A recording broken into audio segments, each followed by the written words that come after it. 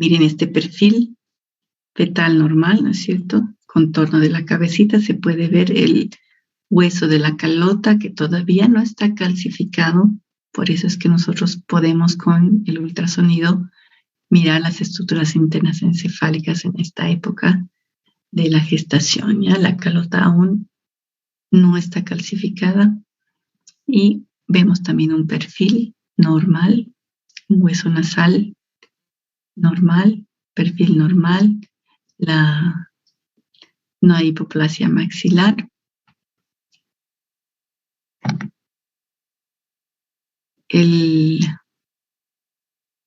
La translucencia nucal de espesor normal.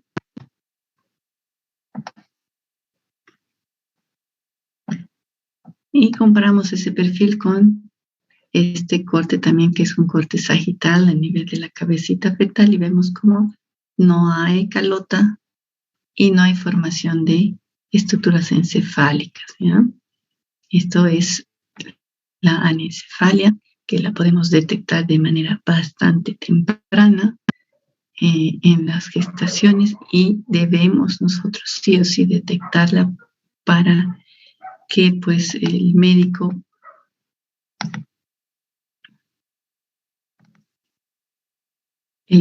pueda tomar las conductas y comunicar a la madre para que se tomen las conductas que sean necesarias, ¿no? Esta es una malformación incompatible con la vida. Existen distintas legislaciones para los países que pues norman la interrupción o la prohibición de la interrupción de los embarazos con patologías fetales que son incompatibles con la vida. Dependiendo del lugar, pues se toman acciones, y cuanto más temprano se detecte esta patología, pues se pueden también hacer decisiones tempranas que conllevan menos riesgo para la paciente, ¿no es cierto? Yo he hecho mi especialidad de imagenología en Chile, la parte de valoración fetal y del embarazo la he hecho en un hospital de referencia en Chile. En Chile la legislación prohíbe, no permite el aborto, por lo tanto a estas pacientes se les hacía un seguimiento hasta que el embarazo termine de forma natural o la incompatibilidad termine en un óbito también de forma natural, ¿no? Y recién se podía intervenir a la paciente. Académicamente, pues, brinda mucha información, ¿no es cierto?, para los que estamos estudiando. Sin embargo, pues, hace necesario que estos pacientes tengan un aparato de apoyo, ¿no?, a la gestación patológica de los pacientes, especialmente con psicólogo y controles médicos muy frecuentes, ¿no es cierto?, para dar el apoyo psicológico que necesita el paciente que está llevando un embarazo que conoce que es patológico, ¿no? Es bastante complicado de hacerlo. Nuestra legislación en estos casos, hasta donde yo conozco, sí permite en estos casos los abortos terapéuticos. Entonces es importante conocer y hacer conocer también a los pacientes sus posibilidades, ¿no? Bien, vamos a seguir hablando de un poquito de malformaciones del sistema nervioso central, el síndrome de Dandy-Walker, donde vemos que hay una agenesia parcial o completa del cerebelo, ¿no es cierto? Se puede ver esto en corte sagital. Este es un corte de resonancia magnética, por si acaso, donde vemos la fosa posterior craneana vacía y solamente ocupada por un vermis completamente hipoplásico. Aquí tenemos un corte en ecografía, ¿no? Se supone que este bebé ya nació y le hicieron esta resonancia, ¿no? Y antenatalmente vemos esto, es una ecografía fetal en la cual vemos lo mismo. Vemos aquí el cerebelo, pero está incompleto, solamente vemos los hemisferios cerebelosos, y aquí En la línea media donde debería estar el vermis, no hay vermis, ¿no? Y un aumento de tamaño de la fosa posterior llena de líquido. Defectos también podemos ver defectos de la pared abdominal.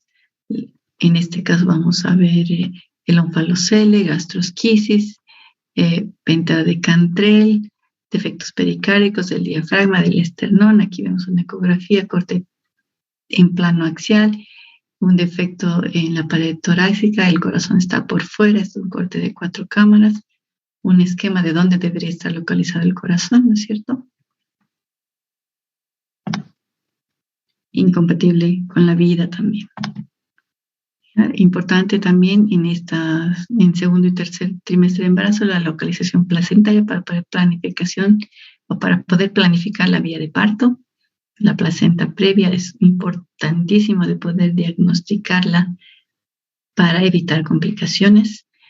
Puede ser completa, parcial, marginal. La clínica clásica tenemos que conocerla, tenemos que preguntar siempre al paciente al momento de hacer ecografía para ver si existe alguna clínica y poder buscar dirigidamente una causa, ¿no? Aquí vemos imágenes de una placenta con inserción baja. Aquí está el canal cervical, orificio cervical. Vamos a agrandar esto ahí. Canal cervical en corte longitudinal, orificio cervical externo, orificio cervical interno. Esta es la bolsa con líquido amniótico. En la parte posterior de la bolsa está la placenta, es una placenta posterior que está alcanzando el nivel del segmento. Esta es la pared uterina.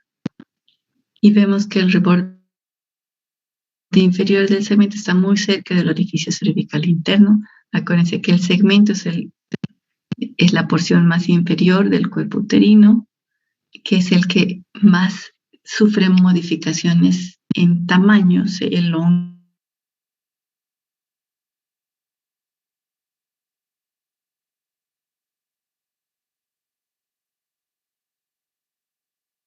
Por lo tanto, va a haber ruptura, va a haber sangrados en este tipo de placentas de inserción baja.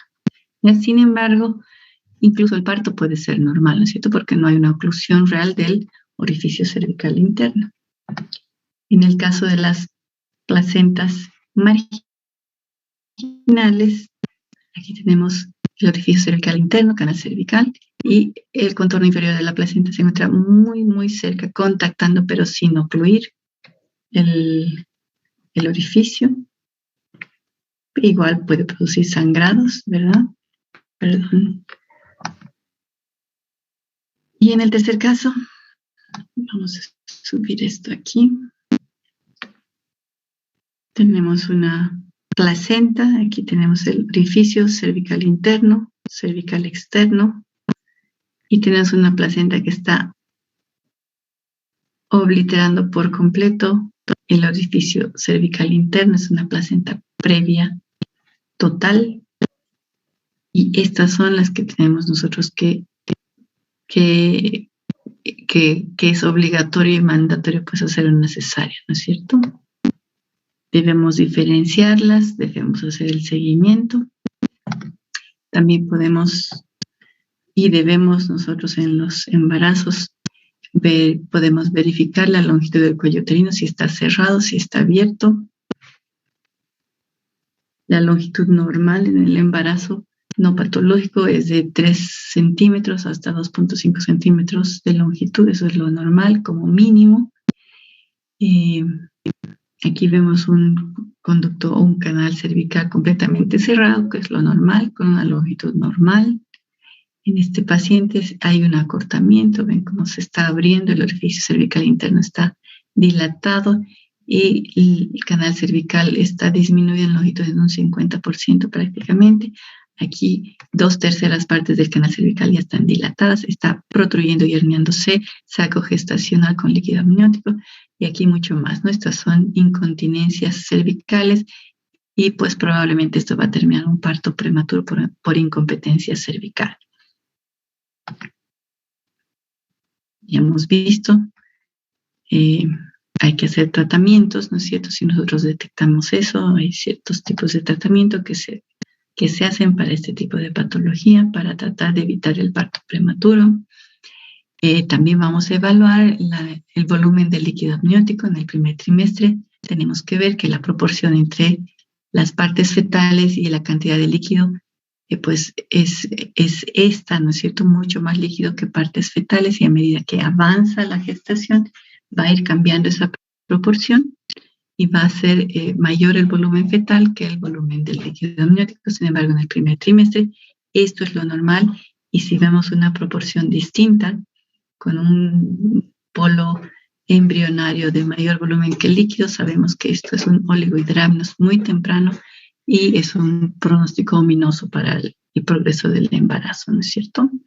Tenemos formas cualitativas y cuantitativas de valorar el polihidramnios o el oligohidramnios que debemos nosotros conocer al momento de hacer las ecografías.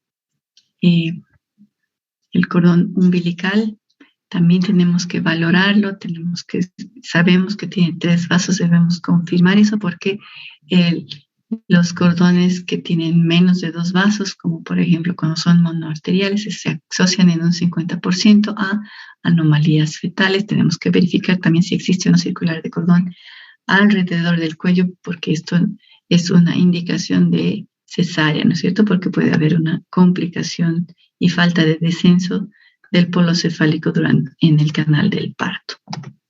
Ya la valoración del bienestar fetal es muy importante en el segundo y tercer trimestre, no solamente en el embarazo normal, sino mucho más en el embarazo patológico. ¿Cómo vamos a realizar una valoración del bienestar fetal? Primero, si está creciendo adecuadamente, que lo hacemos con la biometría, y segundo, podemos utilizar el perfil biofísico, donde valoramos en tiempo real la frecuencia cardíaca fetal, si existen movimientos respiratorios, si existen movimientos de las partes fetales y la cantidad adecuada de líquido amniótico. También tenemos la velocimetría Doppler. Este método pues lo vamos a utilizar más que todo solamente en el embarazo patológico, que nos va a tener un valor predictivo muy bueno. En un embarazo no patológico, el valor predictivo de alguna complicación es prácticamente 0, por lo cual no se lo recomienda utilizar, ¿no? Entonces, ¿cuáles son los embarazos de alto riesgo en los cuales sí vale la pena y es útil realizar la velocimetría Doppler para la valoración del bienestar fetal? Son los embarazos en los cuales hay una restricción del crecimiento fetal uterino, en la enfermedad hipertensiva del embarazo, ¿no es cierto?, en las pacientes con diabetes gestacional y en los embarazos gemelares. Este es un pequeño esquema de cómo nosotros debemos dirigir nuestra vigilancia antenatal durante el embarazo, seleccionar nuestros pacientes, ¿no es cierto?, si es un embarazo de alto riesgo, de bajo riesgo, realizar o no realizar el Doppler, ¿no es cierto?, solamente los embarazos de alto riesgo. Si está alterado el Doppler, vamos a tomar ciertas conductas. Si está normal, continuamos con seguimiento, ¿no es cierto?, y así vamos acompañando el embarazo. Un resumen de cuáles son los objetivos de cada ecografía, ¿no es cierto?, para qué nos sirve cada ecografía. Resumen de las ventajas, ya hemos hablado de esto. Y las desventajas, ¿no? Es importante saber que la realización adecuada, con información adecuada y resultados óptimos de las ecografías, pues son operador dependientes. Si el operador no sabe buscar lo que tiene que buscar, no sabe medir donde tiene que medir, el resultado de una ecografía no va a ser el ideal, ¿no es cierto?, no el que buscamos, ¿ya? Bien. Eso es todo. Entonces, chicos, con eso terminamos esta parte, terminamos la clase. Si hay alguna pregunta. Si no hay preguntas, con eso terminamos. Creo que tenemos algunos minutos de clase. Por favor, A las personas que pasan prácticas conmigo, los dos grupos, le pido a Franz y a Elvis, vamos a irnos todos al nuevo link